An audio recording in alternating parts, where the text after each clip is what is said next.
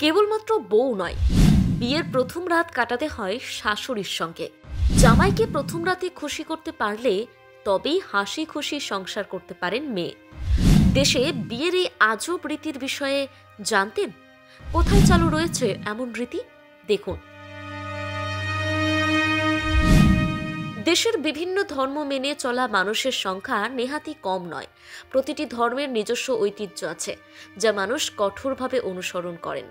তবে এমন কিছু ঐতিহ্য আছে যা শুনলে মানুষকে অবাক হতে হয়। এরই মধ্যে এমন একটি বিয়ের ঐতিহ্য আছে যা শুনলে চোখ কপালে উঠতে বাধ্য। বিয়ের প্রথম রাত প্রতিটি মেয়ের কাছেই অত্যন্ত গুরুত্বপূর্ণ। তবে একবার ভেবে দেখুন তো, যদি বিশেষ এই দিনে মাকে সঙ্গে নিয়ে শুতে হয়। হ্যাঁ, ঠিকই শুনেছেন। আজ আমরা যে অদ্ভুত বিয়ের কথা বলতে চলেছি, সেই বিয়েতে এমনই রীতি প্রচলিত রয়েছে। আফ্রিকার সোয়াহিলি উপজাতির সংস্কৃতিতে রয়েছে এমন এক বিচিত্র প্রথা, যা শুনলে আপনি হোঁচট খেতে বাধ্য। বিয়ের পর প্রথম রাতে বর কনের সঙ্গে একই ঘরে শুতে হয় নববধূর মাকে। হ্যাঁ, শুনতে অবাক লাগলেও বাস্তবে ঘটে এমনটাই। বিচিত্র এই রীতি চালু রয়েছে আফ্রিকার বেশ কিছু অঞ্চলে। না, কেবলমাত্র আফ্রিকা বললে বোধহয় একটু ভুল হবে। পৃথিবীর বিভিন্ন প্রান্তেই বিয়েকে কেন্দ্র করে দেখতে পাওয়া যায় বিভিন্ন রকমের সব লোকাচার। সোয়াহিলি লোকাচার অনুযায়ী বিয়ের প্রথম রাতে মেয়ে জামাইয়ের সঙ্গে রাত্রি যাপন করার সময় দাম্পত্য জীবন নিয়ে নানান রকম পরামর্শ দেন কনের মা। যদি কনের মা না থাকেন, তবে তার পরিবারের সবচেয়ে বয়স্ক মহিলা সেই দায়িত্ব পালন করেন।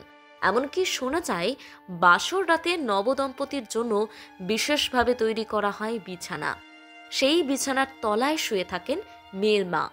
রাত্রিবাস যথাযথ হলে পরের দিন তিনি ঘোষণা করেন নবদম্পতি আদেও সুখী হবে কিনা। আফ্রিকার অপর এক দেশ নামিবিয়ার হিম্বা উপজাতি এবং ঘানার ফ্রাফ্রা উপজাতির মধ্যে রয়েছে বিশেষ একটি রীতি।